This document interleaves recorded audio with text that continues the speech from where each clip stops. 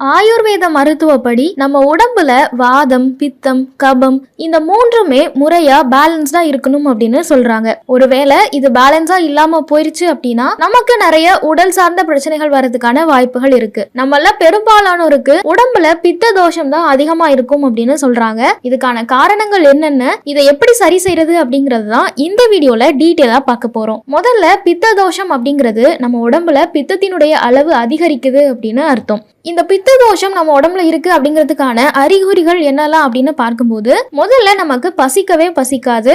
அதுக்கப்புறமா வாயில ஒரு மாதிரி கசப்பு தன்மையை நம்ம உணர ஆரம்பிப்போம். அது மட்டும் இல்லாம நமக்கு செரிமானம் சரியா இல்லாம இருக்கிறது, கண்கள்ல பாதங்கள்ல எல்லாம் அடிக்கடி எரிச்சல் ஏற்படுறது, தலை சுற்றல், தலைவலி, குமட்டல், வாந்தி, தூக்கமின்மை இதெல்லாமும் நம்ம உடம்புல பித்தம் அதிகமா இருக்கு அப்படிங்கிறதுக்கான ஒரு சிம்டம்ஸா எடுத்துக்கலாம். அதே மாதிரி தொண்டை வலி வர்றது, அடிக்கடி கோபம், எரிச்சல் ஏற்படுறது, நம்ம ஸ்கின்லலாம் அலர்ஜி அதிகமா வர்றது இதுவும் பித்தத்துக்கான ஒரு அறிகுறி தான் அப்படின்னு சொல்றாங்க. ஸோ எப்பவுமே இந்த பித்தத்தை நம்ம உடம்புல ரொம்ப பேலன்ஸ்டா மெயின்டைன் பண்றது அவசியம். எதுக்கு நம்மளோட உடம்புல இந்த பித்தம் அதிகமாகுது, என்னென்ன காரணங்கள் இதுக்கு இருக்கும் அப்படின்னு நம்ம பார்க்கும்போது முதல்ல நம்மளோட உணவு பழக்கம், காரம், புளிப்பு இதெல்லாம் அதிகமா இருக்கிற மாதிரியான உணவை நம்ம சாப்பிட்டோம் அப்படின்னா அப்போ நமக்கு உடம்புல பித்தம் ஜாஸ்தி ஆகும் அப்படின்னு சொல்றாங்க. அதே மாதிரி வறுத்த உணவுகள், பதப்படுத்தப்பட்ட உணவுகள் மாதிரியான உணவுகளை நம்ம சாப்பிடும் போதும் உடல்ல பித்தம் அதிகரிக்கிறது இது உண்டு பண்ணும் அப்படின்னு சொல்றாங்க.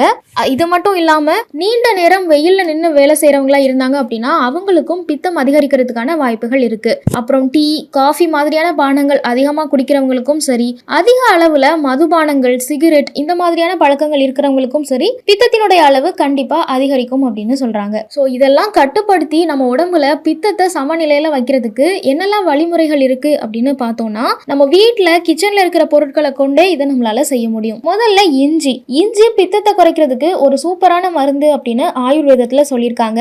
இதுல நீங்க இஞ்சி சின்ன சின்ன துண்டுகளா நறுக்கி தேன்ல ஊற வச்சு காலையில சாப்பிட்டுட்டு வரலாம். அப்படி சாப்பிடும் போது உங்க உடம்புல பித்த நிலை சமநிலையாகும் அப்படின்னு சொல்றாங்க. அதே மாதிரி வெங்காயச்சாறு மற்றும் இஞ்சிச்சாறு இந்த ரெண்டுமே உங்களோட உடம்புல பித்தத்தை சமநிலையில வைக்கிறதுக்கு உதவும். இந்த ரெண்டு சாறுகளையும் சேர்த்து இது கூட ஒரு டீஸ்பூன் தேன் சேர்த்து சாப்பிட்டுட்டு வந்தீங்க அப்படின்னா பித்த தோஷத்தை கம்ப்ளீட்டா உங்க உடம்புல இருந்து சரி செய்ய முடியும் அப்படின்னு சொல்றாங்க. அதுக்கப்புறமா ஆவாரம்பூ கஷாயம், ஆவாரம்பூ, ஆவாரம் வேர், சுக்கு, சீரகம், மிளகு இந்த பொருட்கள் எல்லாம் நல்லா நசுக்கி அது கூட தண்ணீர் சேர்த்து நல்லா கொதிக்க விடணும். நம்ம சேர்த்த மூலிகைகள் எல்லாமே இந்த தண்ணீர்ல இறங்கினதுக்கு அப்புறமா அடுப்பை அணைச்சு ஒரு 5 நிமிடம் அதை அப்படியே வச்சிடணும். அதுக்கப்புறமா அந்த தண்ணீரை எடுத்து நீங்க குடிச்சிட்டு வந்தீங்க அப்படின்னா அதுவும் உங்க உடம்புல பித்தத்தை சமநிலையில வச்சுக்கிறதுக்கு உதவி செய்யும். அடுத்தது ரோஜா பூ கஷாயம். இந்த ரோஜா பூவிலையும் பித்தத்தை கட்டுக்குள்ள வைக்கிற திறன் அதிகமா இருக்கு அப்படின்னு சொல்றாங்க. இதுக்கு நீங்க ஒரு ஃப்ரெஷ்ஷான ரோஜா பூவை எடுத்து அதை தண்ணீர்ல போட்டு கொதிச்சு வடிகட்ட வைங்க. அதுக்கப்புறமா அது கூட கொஞ்சமா பாலும் கற்கண்டும் சேர்த்து குடிக்கணும். இப்படி குடிக்கிறது மூலமா உங்க உடம்பு மற்றும் உங்க தலைக்கு ஏறின பித்தத்தை குறைக்கிறதுக்கு இது உதவி செய்யும். கம்ப்ளீட்டா உங்க உடம்புல பித்தம் பேலன்ஸ்டாவும் இருக்கும். சோ உங்களுக்கு ஒரு முறையற்ற உணவு பழக்கம், முறையற்ற தூக்கமின்மை இதெல்லாம் இருக்குது அப்படின்னா கண்டிப்பா இந்த மருந்துகளை தொடர்ந்து எடுத்துட்டு வாங்க. உங்களால உங்க உடம்புல பித்தத்தை பேலன்ஸ் பண்ண முடியும்.